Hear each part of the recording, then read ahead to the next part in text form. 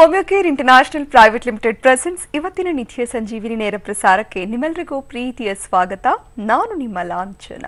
ವೀಕ್ಷಕರೇ, ಒಬೆಸಿಟಿ ಅನ್ನುವಂತಹ ಸಮಸ್ಯೆ ಸಾಮಾನ್ಯವಾದಂತಹ ಸಮಸ್ಯೆ ಅಂತ ತಿಳ್ಕೊಂಡಿದ್ರೆ ಎಲ್ಲರೂ ಕೂಡ ತಪ್ಪು ಕಲ್ಪನೆ ಅಂತ ಹೇಳ್ಬೋದು. ಒಬೆಸಿಟಿ ಅನ್ನುವಂತಹ ಸಮಸ್ಯೆಯಿಂದ ಹಲವಾರು ರೀತಿಯ ಆರೋಗ್ಯ ಸಮಸ್ಯೆಗಳು ಬರುತ್ತೆ. ಅದರಲ್ಲಿ ಪ್ರಮುಖವಾದದ್ದು ವೆರಿಕೋಸ್ ವೇನ್, ಅಂದ್ರೆ ಉಬ್ಬಿದ ರಕ್ತನಾಳಗಳು. ಬಾಡಿನಲ್ಲಿ ಬ್ಲಡ್ ಸರ್ಕ್ಯುಲೇಷನ್ ಚೆನ್ನಾಗಿದ್ರೆ ಮಾತ್ರ ಆರೋಗ್ಯ ಚೆನ್ನಾಗಿರುತ್ತೆ, ರಕ್ತ ಸಂಚಾರ ಸರಾಗವಾಗಿರಬೇಕು. ಇಲ್ಲಾಂದ್ರೆ ವೆರಿಕೋಸ್ ವೇನ್ ಎನ್ನುವಂತಹ ಸಮಸ್ಯೆ ಬರುತ್ತೆ.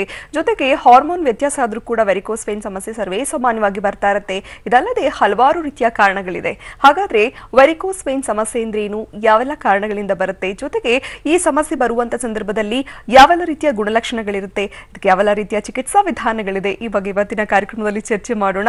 ಜೊತೆಗೆ ನೀವು ಕೂಡ ಕರೆ ಮಾಡಬಹುದು. ಸ್ಕ್ರೀನ್ ಮೇಲೆ ಡಿಸ್ಪ್ಲೇ ಆಗ್ತಾ ಇರುವ ನಂಬರ್ಸ್ಗೆ ಕರೆ ಮಾಡಿ ಡಾಕ್ಟರ್ ಜೊತೆ ನೇರವಾಗಿ ಮಾತನಾಡಬಹುದು. ಈ ದಿನ ನಮ್ಮೊಟ್ಟಿಗಿದ್ದಾರೆ ಹೋಮಿಯೋಕೇರ್ ಇಂಟರ್ನ್ಯಾಷನಲ್ ನ ವೈದ್ಯರಾದಂತ ಡಾಕ್ಟರ್ ರಶ್ಮಿ ವಿನಯ್. ಡಾಕ್ಟರ್ ನಮಸ್ತೆ, ವೆಲ್ಕಮ್ ಟು ದಿ ಶೋ. ನಮಸ್ತೆ. ಡಾಕ್ಟರ್, ನಾವೆಲ್ಲರೂ ಗಮನಿಸಿರ್ತೀವಿ, ಸ್ವಲ್ಪ ತೂಕ ಹೆಚ್ಚಾಯ್ತು ಅಥವಾ ಹಾರ್ಮೋನ್ ಇಂಬ್ಯಾಲೆನ್ಸ್ ಆಯ್ತು ಅಂತಂದ್ರೆ ಹಲವಾರು ರೀತಿಯ ಸಮಸ್ಯೆಗಳು ಒಳಗಾಗ್ತಾರೆ. ಅದರಲ್ಲಿ ಪ್ರಮುಖವಾದದ್ದು ವೆರಿಕೋಸ್ ವೇನ್. ಅಂದ್ರೆ ಬಾಡಿನಲ್ಲಿ ರಕ್ತ ಸಂಚಾರ ಸರಾಗವಾಗಿದ್ರೇನೆ ಆರೋಗ್ಯ ಕೂಡ ಚೆನ್ನಾಗಿರುತ್ತೆ, ಯಾವುದೇ ರೀತಿ ಕಾಯಿಲೆಗಳು ಕೂಡ ಬರೋದಿಲ್ಲ ಅಂತ ಹೇಳ್ಬೋದು. ಬಟ್ ಬ್ಲಡ್ ಸರ್ಕ್ಯುಲೇಷನ್ ಇಲ್ಲ ಅಂದ್ರೆ ತುಂಬಾನೇ ಕಷ್ಟ ಆಗುತ್ತೆ. ಅದರಲ್ಲೂ ದಪ್ಪ ಇರೋರಲ್ಲಿ ಕಾಲಲ್ಲೆಲ್ಲ ರಕ್ತನಾಳಗಳೆಲ್ಲ ಟ್ವಿಸ್ಟ್ ಆಗಿರುತ್ತೆ, ಜಿಗ್ಜಾಗ್ ಪ್ಯಾಟರ್ನ್ ಅಲ್ಲಿ ಇರುತ್ತೆ, ನೋಡಿದ್ರೆ ಭಯ ಆಗ್ತಿರುತ್ತೆ. ಅದ್ರ ಪೇನ್ ಏನು ಅಂತ ಅನುಭವಿಸೋರಿಗೆ ಗೊತ್ತಿರುತ್ತೆ. ಸೊ ಎಷ್ಟೋ ಜನರಿಗೆ ವೆರಿಕೋಸ್ ವೇನ್ ಅಂದ್ರೆ ಏನು, ಈ ಸಮಸ್ಯೆ ಬಗ್ಗೆ ಮಾಹಿತಿ ಇರೋದಿಲ್ಲ. ಸೊ ನಿಮ್ಮ ಮೆಡಿಕಲ್ ಲ್ಯಾಂಗ್ವೇಜ್ ಪ್ರಕಾರ ವೆರಿಕೋಸ್ ವೇನ್ ಅಂದ್ರೆ ಏನು, ಯಾವೆಲ್ಲ ಕಾರಣಗಳಿಂದ ಬರುತ್ತೆ ಡಾಕ್ಟರ್? ಸೊ ಮೊದಲನೇದಾಗಿ ನಾವು ವೆರಿಕೋಸ್ ವೇನ್ಸ್ನ ಸಾಮಾನ್ಯವಾಗಿ ಹೇಳ್ತಾ ಹೋಗಬೇಕು ಅಂದರೆ ರಕ್ತನಾಳಗಳ ಉಬ್ಬುವಿಕೆ ಅಂತ ಹೇಳುವಂಥದ್ದು. ಸೊ ಈ ರಕ್ತನಾಳಗಳ ಉಬ್ಬುವಿಕೆ ನಾವು ಕಾಲ್ಗಳಲ್ಲಿ ಅತಿ ಹೆಚ್ಚಾಗಿ ನೋಡ್ತಾ ಹೋಗುವಂಥದ್ದು. ಸೊ ಯೂಶಲಿ ಇದು ಇನಿಷಿಯಲ್ ಸ್ಟೇಜಸ್ಸಲ್ಲಿ ನಾವು ನೆಗ್ಲೆಕ್ಟ್ ಮಾಡೋದೇ ತುಂಬ ಜಾಸ್ತಿ. ಯಾಕೆ ಅಂದರೆ ಇದು ನಿಮಗೆ ಬಂದಾಗ, ರಕ್ತನಾಳಗಳ ಉಬ್ಬುವಿಕೆ ಇದ್ದಾಗ ನಿಮಗೆ ಯಾವುದೇ ರೀತಿಯಾದ ಪೇಯ್ನ್ ಅಥವಾ ಏನು ನಿಮಗೆ ತೊಂದರೆಗಳು ಕಾಣಿಸೋದಿಲ್ಲ. ಯಾವಾಗ ಇದು ಅಡ್ವಾನ್ಸ್ ಸ್ಟೇಜ್ಗೆ ಹೋಗುತ್ತೆ ಅಥವಾ ಲೇಟರ್ ಸ್ಟೇಜಸ್ಗೆ ಹೋಗುತ್ತೆ, ಆಗ ನಿಮಗೆ ರಕ್ತನಾಳಗಳ ಉಬ್ಬುವಿಕೆ ಜೊತೆಗೆ ನಿಮಗೆ ಕಾಲುಗಳಲ್ಲಿ ನೋವಾಗುವಂಥದ್ದು, ನಮ್ಮ ಕಾಲಿನ ಕಲರ್ ಚೇಂಜ್ ಆಗುವಂಥದ್ದು, ಈ ಥರದ ಕಂಪ್ಲೇಂಟ್ಸ್ಗಳು ನಿಮಗೆ ಸ್ಟಾರ್ಟ್ ಆದಾಗ ನೀವು ಅದ್ರ ಕಡೆ ಗಮನ ಕೊಡೋದು ಜಾಸ್ತಿ. ಸೊ ಮೇಲ್ಸ್ ಮತ್ತು ಫೀಮೇಲ್ಸ್ ನಾವು ಇಬ್ಬರಲ್ಲೂ ಕಂಪೇರ್ ಮಾಡ್ತಾ ಹೋದಾಗ ಹೆಣ್ಣು ಮಕ್ಕಳಲ್ಲಿ ಇದನ್ನು ನಾವು ಅತಿ ಹೆಚ್ಚಾಗಿ ನೋಡ್ತಾ ಹೋಗ್ತೀವಿ. Specially during the later stages of ಪ್ರೆಗ್ನೆನ್ಸಿನಲ್ಲಿ ಇವ್ರಿಗೆ initial stages of varicose veins ಆಗೋದನ್ನು ನಾವು ಅತಿ ಹೆಚ್ಚಾಗಿ ನೋಡ್ತೀವಿ. ಡೆಲಿವರಿ ಆದಮೇಲೆ ಅವ್ರಿಗೆ ವೆರಿಕೋಸ್ ವೇನ್ಸ್ ಅದೇ ಸ್ಟೇಜಲ್ಲಿ ಉಳ್ಕೋಬಹುದು ಅಥವಾ ಅದು ಗ್ರ್ಯಾಜುಯಲ್ ಆಗಿ ಸಬ್ಸೈಡ್ ಆಗಬಹುದು, ಅಥವಾ ಇನ್ ಕೆಲವರಲ್ಲಿ ಡೆಲಿವರಿ ಆದಮೇಲೂ ಕೂಡ ಆ ವೆರಿಕೋಸ್ ವೇನ್ಸ್ ಹಾಗೆ ಕಂಟಿನ್ಯೂ ಆಗ್ತಾ ಇರುತ್ತೆ, ಅದು ಒಂದು ಸ್ಟೇಜಿಂದ ಇನ್ನೊಂದು ಸ್ಟೇಜ್ಗೆ ಹೋಗ್ತಾ ಇರುವಂಥದ್ದು. ಸೊ ಯೂಶುವಲ್ ಆಗಿ ವೆರಿಕೋಸ್ ವೇನ್ ಒಬೆಸಿಟಿ ಮಾತ್ರನೇ ಅಲ್ಲ, there are so many other reasons varicose veins ನಮ್ಮಲ್ಲಿ ಬರೋದಕ್ಕೆ. ಅದರಲ್ಲಿ ನಾವು ಮೊದಲನೇದಾಗಿ ವೆರಿಕೋಸ್ ವೇನ್ಸ್ ಬರೋದಕ್ಕೆ ರಕ್ತನಾಳಗಳಲ್ಲಿ ಇರುವಂತಹ ಒಂದು ಎಲಾಸ್ಟಿಸಿಟಿ ತುಂಬ ವೀಕ್ ಆಗುವಂಥದ್ದು, ಅಥವಾ ಈ ರಕ್ತನಾಳಗಳ ಒಳಗಡೆ ವ್ಯಾಲ್ವ್ಸ್ ಅಂತ ಇರುತ್ತೆ.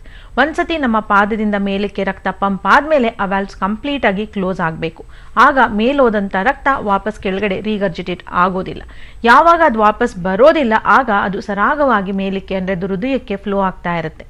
ವೇನ್ಸ್ ಅಂತ ಅಂದರೆ ಅದು ಅಶುದ್ಧಿ ರಕ್ತನ ನಮ್ಮ ದೇಹದ ಹಲವಾರು ಭಾಗಗಳಿಂದ ಹೃದಯಕ್ಕೆ ಫಿಲ್ಟ್ರ್ ಮಾಡೋದಕ್ಕೆ ತಗೊಂಡು ಹೋಗುವಂಥದ್ದು. ಸೊ ಅಲ್ಲಿ ಫಿಲ್ಟರ್ ಆಗಿ ಶುದ್ಧೀಕರಿಸಿದ ರಕ್ತ ಆರ್ಟ್ರಿಗಳ ಮುಖಾಂತರ ನಮ್ಮ ದೇಹದ ಹಲವಾರು ಭಾಗಕ್ಕೆ ಹೋಗ್ತಾ ಇರುತ್ತೆ. ಇದು ಒಂದು ಕಂಟಿನ್ಯೂಯಸ್ ಪ್ರೋಸೆಸ್, ನಾವು ಹುಟ್ಟಿದಾಗಿಂದ ಸಾಯೋ ತನಕ ಇದು ನಡೆಯುವಂಥದ್ದು. ಆದರೆ ಪಾದಗಳಿಂದ ನಮ್ಮ ಹೃದಯಕ್ಕೆ ರಕ್ತನ ನಾವು ಯಾವಾಗ ಪಂಪ್ ಮಾಡಬೇಕಾಗುತ್ತೆ, ಆಗ ಅದು ಎಗೇನೆಸ್ಟ್ ಗ್ರಾವಿಟಿಯಿಂದ ಫೋರ್ಸ್ಫುಲ್ ಆಗಿ ಅದು ಪ್ರೆಷರಲ್ಲಿ ರಕ್ತನ ಪುಷ್ ಮಾಡೋದ್ರಿಂದ ನಮ್ಮಲ್ಲಿ ಯಾವಾಗ ಒಬೆಸಿಟಿ ತುಂಬ ಜಾಸ್ತಿ ಆಗುವಂಥದ್ದು, ಅಥವಾ ನಮ್ಮಲ್ಲಿ ರಕ್ತನಾಳಗಳ ಎಲಾಸ್ಟಿಸಿಟಿ ವೀಕ್ ಆಗುವಂಥದ್ದು, ಅಥವಾ ವ್ಯಾಲ್ವ್ಸಲ್ಲಿ ತನ್ನ ಟೆಂಡೆನ್ಸಿ ಮತ್ತು ಎಲಾಸ್ಟಿಸಿಟಿ ವೀಕ್ ಆದಾಗ ಅದು ಕಂಪ್ಲೀಟ್ ಕ್ಲೋಜರ್ ಆಗದೆ ಇದ್ದಾಗ ಮೇಲೆ ಅವರು ಪಂಪ್ ಮಾಡಿದಂಥ ರಕ್ತ ವಾಪಸ್ಸು ಕೆಳಗಡೆ ಬಂದಾಗ ಅಲ್ಲಿ ನಮಗೆ ಸ್ವೆಲ್ಲಿಂಗ್ ಆಫ್ ದ ವೇನ್ಸ್ ಆಗುವಂಥದ್ದು. ಇದನ್ನೇ ನಾವು ರಕ್ತನಾಳಗಳ ಉಬ್ಬುವಿಕೆ ಅಂತ ಹೇಳ್ತೀವಿ. So in the initial stages ಅಥವಾ ಅರ್ಲಿ ಸ್ಟೇಜಸ್ಸಲ್ಲಿ ಈ ಬ್ಲಡ್ ಏನು ವಾಪಸ್ ಬಂದಿರುತ್ತೆ ಅದನ್ನು ಪುಷ್ ಮಾಡೋದಕ್ಕೆ ವೇನ್ಸ್ ಇನ್ನೂ ಜಾಸ್ತಿ ಮೋರ್ ಪ್ರೆಷರಿಂದ ಕೆಲಸ ಮಾಡುವಂಥದ್ದು, ಅಥವಾ ಸುತ್ತಮುತ್ತ ಇರುವಂತಹ ಮಾಂಸಖಂಡಗಳಲ್ಲಿ ಅದು ಸ್ಟ್ರೆಸ್ ಕೊಟ್ಟಾಗ ಆ ರಕ್ತ ಪಂಪ್ ಆಗ್ತಾ ಇರುತ್ತೆ. ಆದರೆ ಇದೇ ರೀತಿ ಅದು ಕಂಟಿನ್ಯೂ ಆದಾಗ ವೇನ್ಸ್ ತನ್ನ ವ್ಯಾಲ್ವ್ಸ್ ತುಂಬ ವೀಕ್ ಆಗುವಂಥದ್ದು, ಎಲಾಸ್ಟಿಸಿಟಿ ತುಂಬ ಲಾಸ್ ಆದಾಗ ಸ್ವಲ್ಪ ಪ್ರಮಾಣದ ರಕ್ತ ವಾಪಸ್ ಬಂದಾಗ ಅಲ್ಲಿ ಉಬ್ಬುವಿಕೆ ಪರ್ಮನೆಂಟ್ ಆಗಿ ಆಗುವಂಥದ್ದು.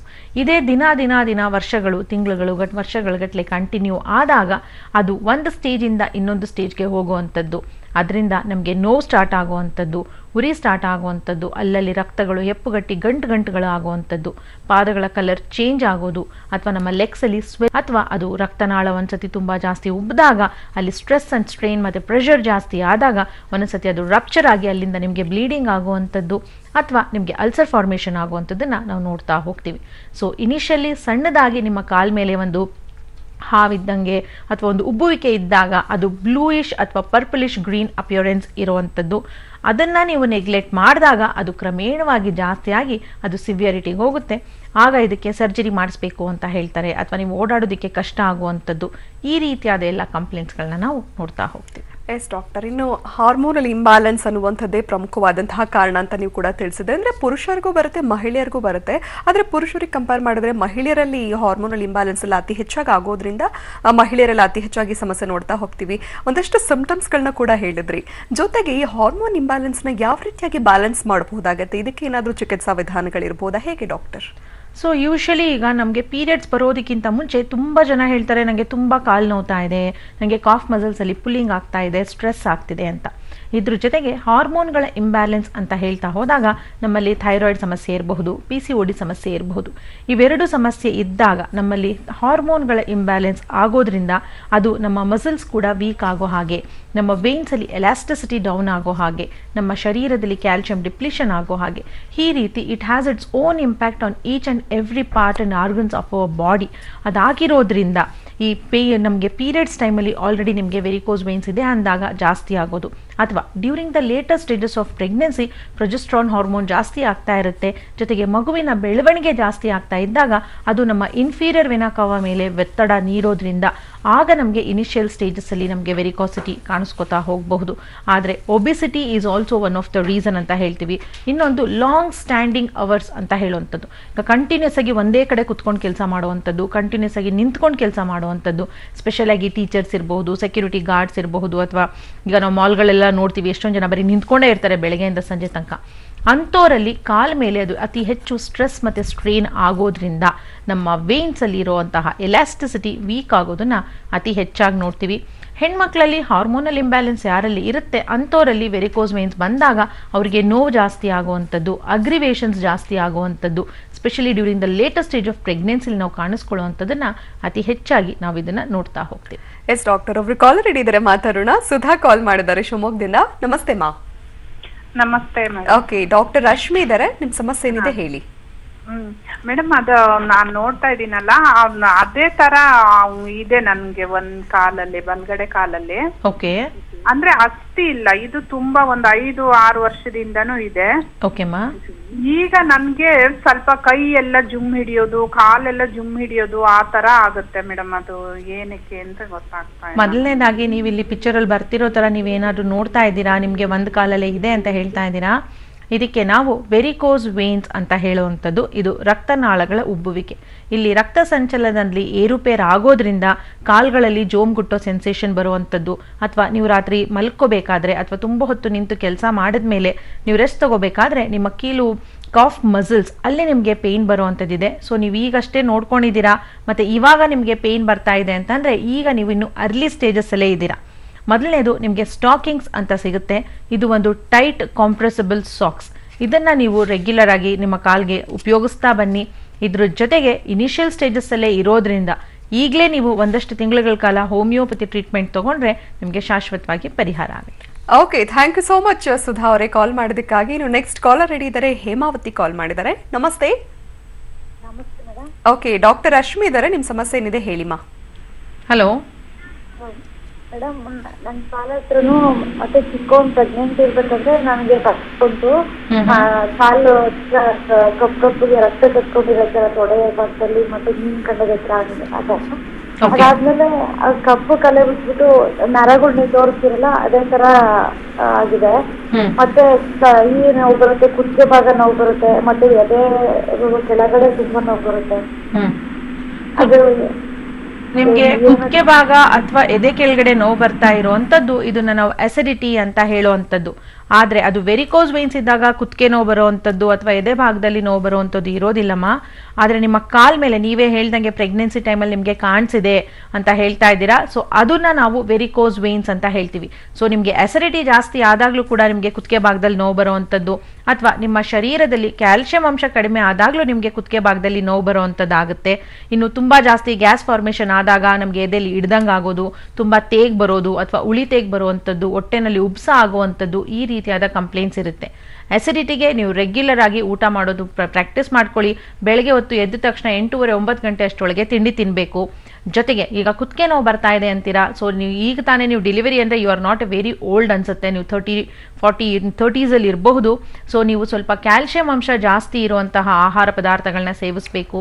ರಾಗಿ, ಹಾಲು, ಮೊಸರು, ಮಜ್ಜಿಗೆ ಇಂಥದನ್ನು.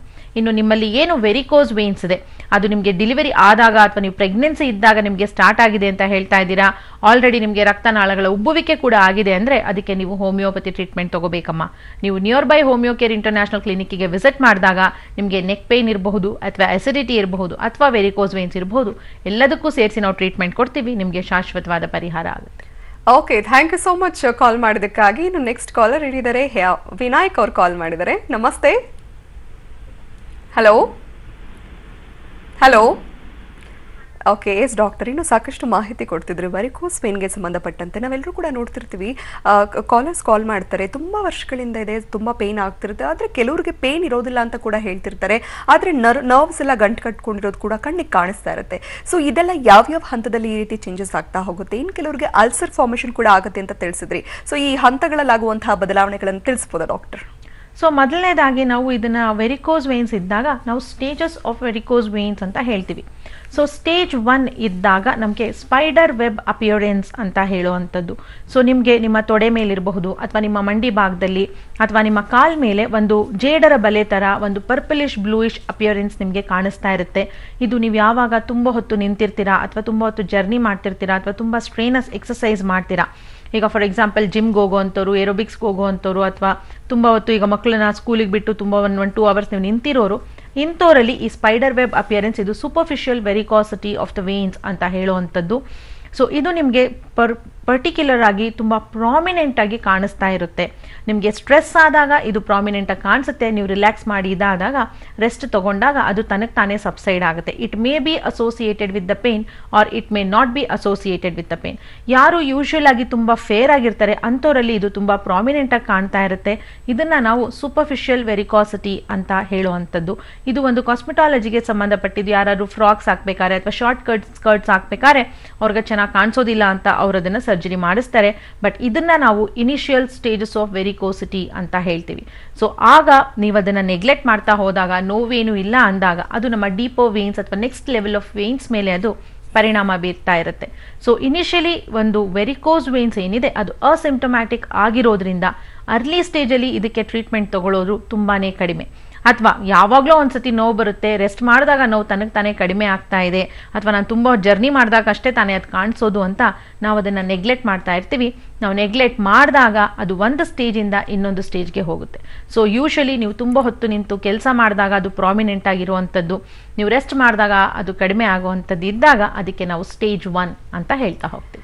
ಎಸ್ ಡಾಕ್ಟರ್, ಇನ್ನು ವೆರಿಕೋಸ್ ವೇನ್ ಸಮಸ್ಯೆನ ಹೇಗೆ ತಡೆಗಟ್ಟಬಹುದು ಅನ್ನೋದ್ರ ಬಗ್ಗೆ ಮತ್ತೆ ಎಸ್ ಡಾಕ್ಟರ್, ಇನ್ನು ವೆರಿಕೋಸ್ ವೇನ್ ಸಮಸ್ಯೆನ ಹೇಗೆ ಡಯಾಗ್ನೋಸ್ ಮಾಡಬೇಕಾಗುತ್ತೆ? ಇದಕ್ಕೆ ಸಂಬಂಧಪಟ್ಟಂತಹ ಸ್ಕ್ಯಾನ್ ಇರ್ಬೋದು ಅಥವಾ ಏನಾದರೂ ಇರುತ್ತಾ, ಹೇಗೆ ಡಾಕ್ಟರ್? ಸೊ ಯೂಶಲಿ ನಾವು ವೆರಿಕೋಸ್ ವೇನ್ಸ್ ಪೇಷಂಟ್ ಇದ್ದಾಗ ಅವರಲ್ಲಿ ನಾವು ಎಕ್ಸ್ಟರ್ನಲ್ ಎಕ್ಸಾಮಿನೇಷನ್ ಮಾಡಿದಾಗಲೇ ಅದು ವೆರಿಕೋಸ್ ವೇನ್ಸ್ ಅಂತ ಗೊತ್ತಾಗುತ್ತೆ.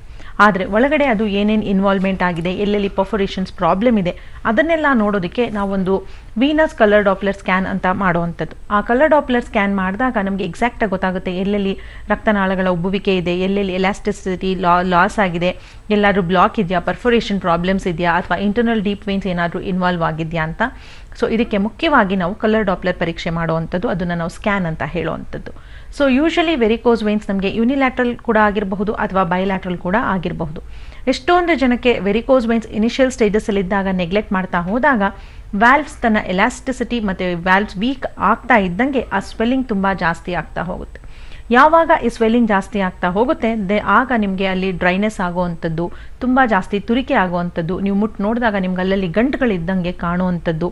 ಇದರ ಜೊತೆಗೆ ನಮ್ಮ ಫುಡ್ ಕಲರ್ ಏನಿರುತ್ತೆ ಅದು ಗ್ರ್ಯಾಜುವಲ್ ಆಗಿ ಬ್ರೌನಿಷ್ ಬ್ಲ್ಯಾಕಿಶ್ಗೆ ಟರ್ನ್ ಆಗ್ತಾ ಇರುತ್ತೆ. ಯಾವಾಗ ಬ್ರೌನಿಷ್ ಬ್ಲ್ಯಾಕಿಶ್ ಟರ್ನ್ ಆಗುತ್ತೆ ಆಗ ಅಲ್ಲಿ ಬ್ಲಡ್ ಸರ್ಕ್ಯುಲೇಷನ್ ಚೆನ್ನಾಗಿ ಆಗ್ತಾ ಇಲ್ಲ ಅನ್ನೋದು ಒಂದು ಸೂಚನೆ.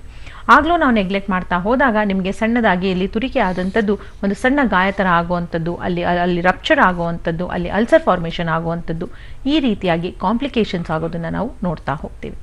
ಎಸ್ ಡಾಕ್ಟರ್, ಇನ್ನು ಈ ಬಗ್ಗೆ ಇನ್ನಷ್ಟು ಮಾತಾಡೋಣ. ಜೊತೆಗೆ ನೀವೆಲ್ಲರೂ ಅಂದರೆ ಜನ ಕೂಡ ಕಾಲ್ ಮಾಡ್ತಿರೋರು ಹೇಳ್ತಿರ್ತಾರೆ ಸಾಕಷ್ಟು ಪೇಯ್ನ್ ಆಗ್ತಿರುತ್ತೆ ಹಾಗೆ ಅನ್ನುವಂಥದ್ದು. ಸೊ ಇದಕ್ಕೆ ಸಂಬಂಧಪಟ್ಟಂತೆ ಹೇಗೆ ಪ್ರಿವೆಂಟ್ ಮಾಡ್ಬೋದು ಅಂತ ತಿಳಿಸ್ಕೊಟ್ರಿ. ಜೊತೆಗೆ ಚಿಕಿತ್ಸಾ ವಿಧಾನಗಳು ಕೂಡ ತುಂಬ ಇಂಪಾರ್ಟೆಂಟ್ ಆಗುತ್ತೆ. ಕೆಲವರು ಸರ್ಜರಿ ಮೊರೆ ಹೋಗ್ತಾರೆ, ಸರ್ಜರಿ ಮಾಡಿಸ್ಕೊಳ್ಳೋದು ಎಷ್ಟು ಸರಿ, ಜೊತೆಗೆ ಸರ್ಜರಿ ನಂತರ ಕೂಡ ಪದೇ ಪದೇ ಬರ್ತಾ ಇರುತ್ತಲ್ಲ, ಇದಕ್ಕೆ ಏನು ಕಾರಣ ಇರ್ಬೋದು ಡಾಕ್ಟರ್? ಸೊ ಯೂಶಲಿ ಈಗ ನಿಮಗೆ ಸೂಪರ್ಫಿಷಿಯಲ್ ವೇನ್ಸಲ್ಲಿ ನಿಮಗೆ ಇನ್ವಾಲ್ವ್ಮೆಂಟ್ ಇದೆ, ಅಲ್ಲಿ ನಿಮಗೆ ತುಂಬ ಜಾಸ್ತಿ ಟಾರ್ಚರಸ್ ಆಗಿದೆ ಅಂದಾಗ ನೀವು ಟ್ರೀಟ್ಮೆಂಟ್ ತಗೋತಾ ಹೋದಾಗ ನೀವು ಯಾವ ಸ್ಟೇಜಲ್ಲಿ ಇದ್ದೀರಾ ಅದು ನೆಕ್ಸ್ಟ್ ಸ್ಟೇಜ್ಗೆ ಹೋಗದೆ ಇರೋ ಹಾಗೆ ನಾವು ತಡೆಗಟ್ಟಿ ರಕ್ತ ಸಂಚಲನ ಚೆನ್ನಾಗೋ ಹಾಗೆ ಮಾಡಿ ಎಲಾಸ್ಟಿಸಿಟಿ ಸ್ವಲ್ಪ ಮಟ್ಟಕ್ಕೆ ನಾವು ರೀಗೈನ್ ಆಗೋ ಹಾಗೆ ನಿಮಗೆ ಟ್ರೀಟ್ಮೆಂಟ್ ಕೊಡ್ತಾ ಹೋಗ್ತೀವಿ.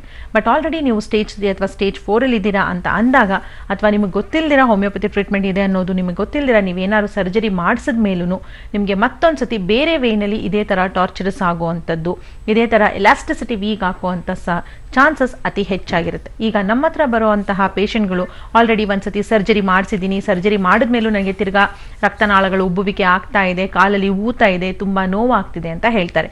ಸೊ ಹೇಗಿದ್ರು ಈಗ ನೀವು ಒಂದು ವೇನ್ನ ನೀವು ಸರ್ಜರಿ ಮಾಡಿಸಿದ್ರೆ ಮತ್ತೊಂದು ವೇನಲ್ಲಿ ಅದು ತಿರ್ಗಾ ಆಗುವಂಥ ಸಾಧ್ಯತೆ ಇರೋದ್ರಿಂದ ಆದಷ್ಟು ನೀವು ಸರ್ಜರಿನ ಅವಾಯ್ಡ್ ಮಾಡಿಕೊಂಡು ಇರೋ ವೇನ್ಸಲ್ಲೇ ನೀವು ಎಲಾಸ್ಟಿಸಿಟಿನ ರೀಗೇನ್ ಮಾಡೋ ಹಾಗೆ ಟ್ರೀಟ್ಮೆಂಟ್ ತಗೋಬೇಕಾಗತ್ತೆ. ಸೊ ಇಲ್ಲಿ ನಾವು ನಿಮಗೆ ಇಂಟರ್ನಲ್ ಮೆಡಿಸಿನ್ ಕೊಡೋದ್ರ ಜೊತೆಗೆ ಎಕ್ಸ್ಟರ್ನಲ್ ಥೆರಪಿ ಅಂತ ಹೇಳುವಂಥದ್ದು, ಅಂದರೆ ನೀವು ಸ್ಟಾಕಿಂಗ್ ಆಗಬೇಕಾಗಿರುವಂಥದ್ದು, ರೆಗ್ಯುಲರ್ ಎಕ್ಸಸೈಸ್ ಮಾಡಬೇಕು, ವೆಯ್ಟ್ ಲಾಸ್ ಮಾಡಬೇಕು, ಇದನ್ನೆಲ್ಲಾನು ನಾವು ನಿಮಗೆ ಕ್ಲೀನಾಗಿ ಮಾನಿಟರಿಂಗ್ ಮಾಡ್ತಾ ಹೋಗ್ತೀವಿ.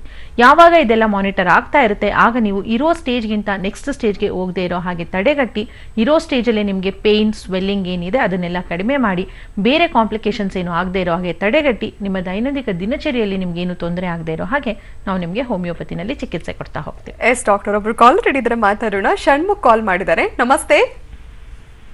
ಹಲೋ. ನಮಸ್ತೆ ಮೇಡಮ್. ಓಕೆ ಸರ್, ಡಾಕ್ಟರ್ ಇದ್ದಾರೆ, ನಿಮ್ಮ ಸಮಸ್ಯೆ ಏನಿದೆ ಹೇಳಿ. Hello madam. ನಮಸ್ತೆ ಮೇಡಮ್. ನಮಸ್ತೆ ಸರ್.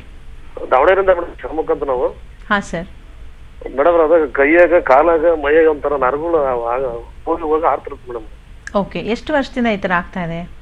ಈಗ 1 ವರ್ಷ ಆಯ್ತು ಮೇಡಮ್. ಅದು ಎಲ್ಲಾದ್ರೂ ತೋರಿಸಿದ್ದೀರಾ? ಸ್ಕ್ಯಾನ್ ಏನಾದ್ರು ಮಾಡಿಸಿದ್ದೀರಾ? ಇಲ್ಲ, ಸ್ಕ್ಯಾನಿಂಗ್ ಮಾಡ್ಸಿಲ್ಲ ಮೇಡಮ್. ಬೇರೆ ದಾವಣಗೆರೆ ತೋರಿಸಿದ್ವಿ, ಸ್ವಲ್ಪ ನರಗಳು ವೀಕ್ ಆಗ್ತದೆ ಅಂತ ಹೇಳಿದ್ರು ಮೇಡಮ್ ಅವರು. ಓಕೆ, ಇದು ನಿಮಗೆ ನರಗಳು ವೀಕ್ ಆದಾಗ ಕೈ ಕಾಲಲ್ಲಿ ಸೆಳೆತ ಬರೋದು ನೋವಾಗದಿರುತ್ತೆ. ಆದರೆ ರಕ್ತನಾಳಗಳಲ್ಲಿ ವೀಕ್ ಆದಾಗ ನಾವು ಅದನ್ನ ವೆರಿಕೋಸ್ ವೇನ್ಸ್ ಅಂತ ಹೇಳ್ತೀವಿ. ಸೊ ನಿಮಗೆ ಕೈಯಲ್ಲೂ ಕೂಡ ಇದೆ ಅಂತ ಹೇಳ್ತಾ ಇದ್ದೀರಾ. ಸೊ ಯೂಶಲಿ ವೆರಿಕೋಸ್ ವೇನ್ಸು ಪ್ರಮುಖವಾಗಿ ಕಾಲಲ್ಲಿರುತ್ತೆ, ಕೈಯಲ್ಲಿ ಬರೋ ಸಾಧ್ಯತೆಗಳು ತುಂಬ ಕಡಿಮೆ. ಸೊ ನೀವು ಏನು ರಿಪೋರ್ಟ್ ಮಾಡಿಸಿದ್ದೀರಾ ಅಥವಾ ಇದುವರೆಗೂ ಏನು ಮೆಡಿಸಿನ್ಸ್ ತೊಗೊಂಡಿದ್ದೀರಾ ಅದನ್ನೆಲ್ಲ ತಗೊಂಡು ದಾವಣಗೆರೆಯಲ್ಲಿ ಹೋಮಿಯೋಕೇರ್ ಇಂಟರ್ನ್ಯಾಷನಲ್ ಬ್ರಾಂಚ್ ಇದೆ, ಅಲ್ಲೊಂದ್ಸತಿ ವಿಸಿಟ್ ಮಾಡಿ. ಯಾಕೆಂದರೆ ನೀವು ಹೇಳ್ತಿರೋ ಸಿಂಪ್ಟಮ್ಸ್ ವೆರಿಕೋಸಿಟಿ ಥರ ಕಾಣಿಸ್ತಾ ಇಲ್ಲ, ಅದು ನರಗಳಿಗೆ ಸಂಬಂಧಪಟ್ಟಿರೋ ಹಾಗೆ ಕಾಣಿಸ್ತಾ ಇದೆ. ಸೊ ಅದರಿಂದ ನೀವು ಹೋಮಿಯೋಕೇರ್ ಇಂಟರ್ನ್ಯಾಷನಲ್ ಕ್ಲಿನಿಕ್ಗೆ ವಿಸಿಟ್ ಮಾಡಿ, ಅಲ್ಲಿ ನಮ್ಮ ವೈದ್ಯರು ನಿಮ್ಮನ್ನ ಸಂಪೂರ್ಣವಾಗಿ ಪರೀಕ್ಷೆ ಮಾಡಿ ನಿಮ್ಮದು ಕೇಸ್ ಡೀಟೇಲ್ಸ್ ತಗೊಂಡು ಏನು ತೊಂದರೆ ಇದೆ ಅಂತ, ಜೊತೆಗೆ ಅದಕ್ಕೆ ಹೇಗೆ ಪರಿಹಾರ ಅನ್ನೋದನ್ನ ಸೂಚಿಸ್ತಾರೆ. Okay, thank you so much call ಮಾಡಿದ್ದಕ್ಕಾಗಿ. ಇನ್ನು ನೆಕ್ಸ್ಟ್ ಕಾಲರ್ ಹಿಡಿದರೆ ಬ್ರಿಜೇಶ್ ಕಾಲ್ ಮಾಡಿದ್ದಾರೆ ಬಳ್ಳಾರಿಯಿಂದ. ನಮಸ್ತೆ. ಹಲೋ. ಓಕೆ ಡಾಕ್ಟರ್, ಇನ್ನು ಈ ಸಮಸ್ಯೆ ಬಗ್ಗೆ ಸಾಕಷ್ಟು ಮಾಹಿತಿ ಕೊಡ್ತಿದ್ರಿ. ಜೊತೆಗೆ ಇದನ್ನ ತಡೆಗಟ್ಟುವಂತಹ ವಿಧಾನ ಕೂಡ ತುಂಬಾ ಇಂಪಾರ್ಟೆಂಟ್ ಆಗುತ್ತೆ. ಯಾವುದೇ ಒಂದು ಕಾಯಿಲೆ ಆದ್ರೂ ಕೂಡ ತಡೆಗಟ್ಟುವಂತಹ ವಿಧಾನ ತಿಳ್ಕೊಂಡ್ರೆ ಚಿಕಿತ್ಸಾ ವಿಧಾನಗಳನ್ನು ಕೂಡ ತಡೆಗಟ್ಟಬಹುದಾಗುತ್ತೆ. ಸೊ ಪ್ರಮುಖವಾಗಿ ವೆರಿಕೋಸ್ ವೇನ್ ಸಮಸ್ಯೆನ ಬರ್ದೇ ಇರಲಿ ಅಂದ್ರೆ ಏನ್ ಮಾಡ್ಬೇಕಾಗತ್ತೆ ಡಾಕ್ಟರ್? ಮೊದಲನೇದಾಗಿ ವೆರಿಕೋಸ್ ವೇನ್ಸ್ ಹೆರಿಡಿಟಿಯಿಂದ ಬರೋ ಸಾಧ್ಯತೆಗಳು ಅರೌಂಡ್ 40 to 60% ಇರೋದ್ರಿಂದ ನಿಮ್ಮ ಪೇರೆಂಟ್ಸ್ ಅಥವಾ ಗ್ರ್ಯಾಂಡ್ ಪೇರೆಂಟ್ಸ್ ಯಾರಿಗಾದ್ರೂ ವೆರಿಕೋಸ್ ವೇನ್ಸ್ ಇದ್ರೆ ನೀವು ನಿಮ್ಮ ಲೈಫ್ ಸ್ಟೈಲಲ್ಲಿ ಸ್ವಲ್ಪ ವೇರಿಯೇಷನ್ ಮಾಡ್ಕೋಬೇಕಾಗುತ್ತೆ. ಯಾವಾಗ ನಮಗೆ ಮಸಲ್ಸ್ ಟೋನಿಸಿಟಿನಲ್ಲಿ ಇರುತ್ತೋ ಅದು ನಮ್ಮ ವೇನ್ಸ್ಗೆ ಒಂದು ಇಂಟರ್ನಲ್ ಸಪೋರ್ಟ್ ಅಥವಾ ಎಕ್ಸ್ಟರ್ನಲ್ ಸಪೋರ್ಟ್ ಥರ ಅದು ಕೊಡ್ತಾ ಹೋಗುವಂಥದ್ದು. ಜೊತೆಗೆ ಆದಷ್ಟು ಸೆಡೆಂಟರಿ ಲೈಫ್ ಸ್ಟೈಲ್ನ ನೀವು ಬಿಡಬೇಕಾಗುತ್ತೆ. ಸ್ವಲ್ಪ ನೀವು ಆಕ್ಟಿವ್ ಆಗಿದ್ದಾಗ ಅಥವಾ ತುಂಬ ಹೊತ್ತು ನಿಂತ್ಕೊಂಡಿದ್ದಾಗ ಮಧ್ಯ ನೀವು ಬ್ರೇಕ್ ತಗೊಳ್ಳುವಂಥದ್ದು, ಕಾನ್ಸ್ಟೆಂಟಾಗಿ ಒಂದೇ ಕಡೆ ಕುತ್ಕೊಂಡು ಕೆಲಸ ಮಾಡಬೇಕಾದ್ರೆ ಒಂದಷ್ಟು ಸ್ಟ್ರೆಚಿಂಗ್ ಮಾಡುವಂಥದ್ದು, ಒಂದು 5-10 ನಿಮಿಷ ಹೋಗಿ ವಾಕ್ ಮಾಡಿ ಬರೋವಂಥದ್ದು ಇದನ್ನು ಮಾಡಬೇಕಾಗುತ್ತೆ. ಸೊ ಆಲ್ರೆಡಿ ನೀವೇನಾದ್ರು ತುಂಬ ದಪ್ಪ ಇದ್ದರೆ ಆದಷ್ಟು ವೆಯ್ಟ್ ಲಾಸ್ ಮಾಡೋದ್ರಿಂದ ನಿಮಗೆ ವೆರಿಕೋಸ್ ವೇನ್ಸ್ ಬರದೇ ಇರೋ ಹಾಗೆ ನಾವು ತಡೆಗಟ್ತಾ ಹೋಗ್ಬೋದು. ಸೊ ಹೆಲ್ದಿ ಲೈಫ್ ಸ್ಟೈಲ್ ನಾವು ಲೀಡ್ ಮಾಡಬೇಕಾಗುತ್ತೆ. ಮೊದಲನೇದು ಹೆಲ್ದಿ ಬ್ಯಾಲೆನ್ಸ್ಡ್ ಲೈಫ್ನ ನಾವು ಅನ್ವರ್ಸ್ಕೋಬೇಕಾಗುತ್ತೆ.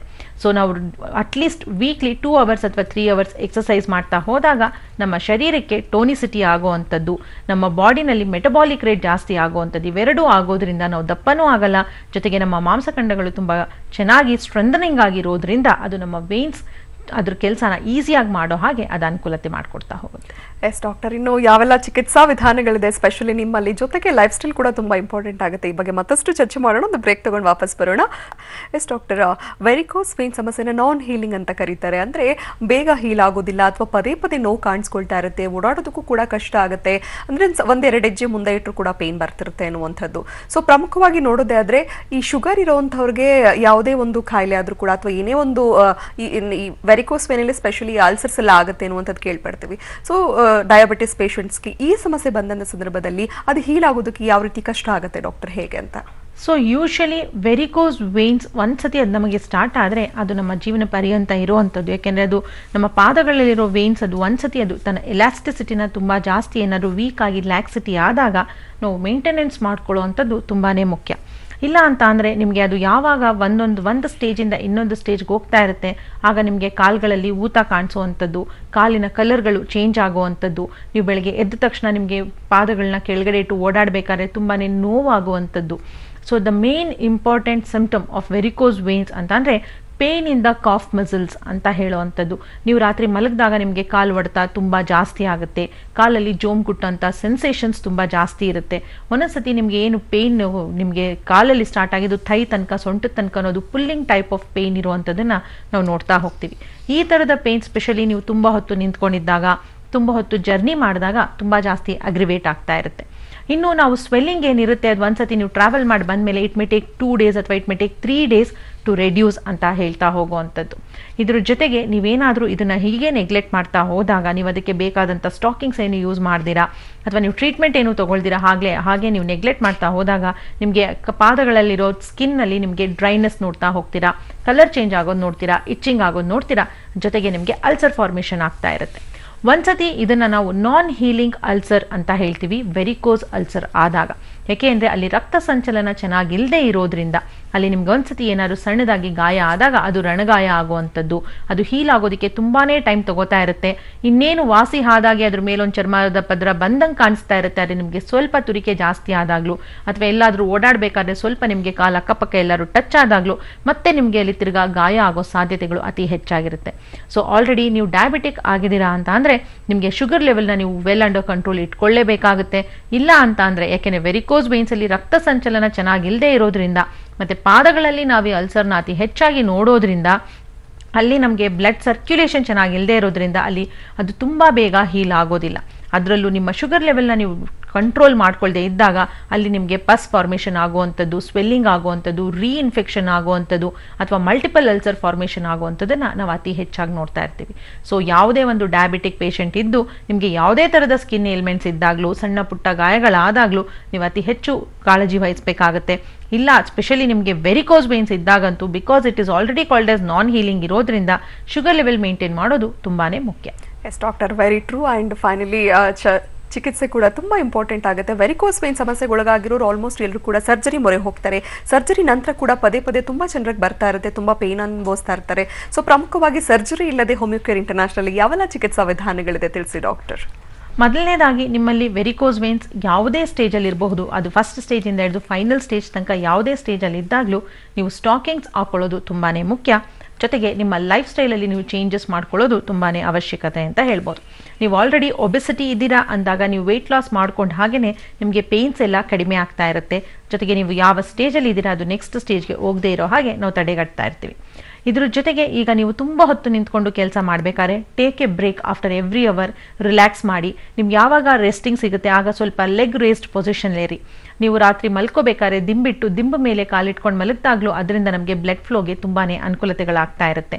ಜೊತೆಗೆ ಯಾರಲ್ಲಿ ವೆರಿಕೋಸ್ ವೇನ್ಸ್ ಇದ್ದು ಸ್ಕಿನ್ ತುಂಬ ಡ್ರೈ ಆಗಿರುತ್ತೆ ಅವರು ಆದಷ್ಟು ಮಾಯಿಶ್ಚರೈಸರ್ಸ್ನ ಯೂಸ್ ಮಾಡಬೇಕು. ಸೊ ನೀವು ಯಾವುದೇ ಸ್ಟೇಜಲ್ಲಿ ಇದ್ದರೂ ನೀವು ಹೋಮಿಯೋಪತಿನಲ್ಲಿ ಟ್ರೀಟ್ಮೆಂಟ್ ತೊಗೊಂಡಾಗ, ಸ್ಪೆಷಲಿ ನಾವು ಹೋಮಿಯೋಕೇರ್ ಇಂಟರ್ನ್ಯಾಷನಲಲ್ಲಿ ನಿಮಗೆ ಕಾನ್ಸ್ಟಿಟ್ಯೂಷನಲ್ ಹೋಮಿಯೋಪತಿ ಮೆಡಿಸಿನ್ಸ್ ಅಂತ ಕೊಡುವಂಥದ್ದು.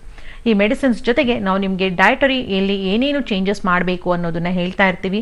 ಆದಷ್ಟು ನೀವು ಫೈಬರ್ ರಿಚ್ ಡಯಟ್ನ ನೀವು ಅತಿ ಹೆಚ್ಚಾಗಿ ಕನ್ಸ್ಯೂಮ್ ಮಾಡ್ತಾ ಇರಬೇಕು. ಇದ್ರ ಜೊತೆಗೆ ನಿಮ್ಮ ಕಾಲಿಗೆ ಅಡಿಕ್ವೇಟ್ ರೆಸ್ಟ್ ಕೊಡಬೇಕು, ಯಾವಾಗಲೂ ಲೆಗ್ ರೇಸ್ಡ್ ಪೊಸಿಷನಲ್ಲಿ ಇರಬೇಕು. ಜೊತೆಗೆ ನೀವು ಸ್ಟಾಕಿಂಗ್ಸ್ನ ಯೂಸ್ ಮಾಡ್ತಾ ಹೋಗಬೇಕು.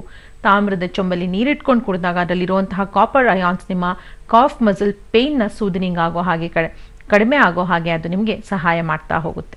ಸೊ ಇದನ್ನೆಲ್ಲ ನೀವು ಅನುಸರಿಸ್ತಾ ಬಂದಾಗ ನೀವು ಯಾವ ಸ್ಟೇಜಲ್ಲಿದ್ದೀರಾ ನೆಕ್ಸ್ಟ್ ಸ್ಟೇಜ್ಗೆ ಹೋಗದೇ ಇರೋ ಹಾಗೆ, ಜೊತೆಗೆ ನಿಮಗೆ ವೆರಿಕಾಸಿಟಿಯಿಂದ ಆಗೋ ಕಾಂಪ್ಲಿಕೇಶನ್ನ ತಡೆಗಟ್ತಾ ಹೋಗಿ. ಎಸ್ ಡಾಕ್ಟರ್, ವೆರಿಕೋಸ್ ವೇನ್ ಸಮಸ್ಯೆ ಬಗ್ಗೆ ಸಾಕಷ್ಟು ಮಾಹಿತಿ ತಿಳಿಸ್ಕೊಡ್ರಿ. Thank you so very much doctor. ನಮಸ್ತೆ ವೀಕ್ಷಕರೇ, ನೀವು ಕೂಡ ಡಾಕ್ಟರ್ ರಶ್ಮಿ ಅವರನ್ನ ನೇರವಾಗಿ ಭೇಟಿಯಾಗಬಹುದು. ಅಡ್ರೆಸ್ ಕಾರ್ಡ್ ಈ ರೀತಿ ಇದೆ, ನೋಟ್ ಮಾಡ್ಕೊಳ್ಳಿ. ಡಾಕ್ಟರ್ ರಶ್ಮಿ ವಿನಾಯ್, ಹೋಮಿಯೋಪತಿ ವೈದ್ಯರು, ಹೋಮಿಯೋಕೇರ್ ಇಂಟರ್ನ್ಯಾಷನಲ್ ಪ್ರೈವೇಟ್ ಲಿಮಿಟೆಡ್ ವಿಭಾಗ, ಬೆಂಗಳೂರಿನಲ್ಲಿ ಮಲ್ಲೇಶ್ವರಂ, ಜಯನಗರ ಹಾಗೂ ಇಂದಿರಾನಗರದಲ್ಲಿ ಶಾಖೆಗಳಿವೆ. ಅದಲ್ಲದೆ ಮೈಸೂರು, ದಾವಣಗೆರೆ, ಹುಬ್ಬಳ್ಳಿ, ಕಲಬುರಗಿ, ಮಂಗಳೂರು, ಬೆಳಗಾವಿ, ವಿಜಯಪುರ, ಹಾಸನ, ಬೀದರ್ನಲ್ಲಿಯೂ ಶಾಖೆಗಳಿವೆ. ವೀಕ್ಷಕರೇ, ಇದು ಈ ಹೊತ್ತಿನ ವಿಶೇಷ. ನೆನಪಲ್ಲಿ ನ್ಯೂಸ್ ಅಂದ್ರೆ ಪಬ್ಲಿಕ್ ಟಿವಿ.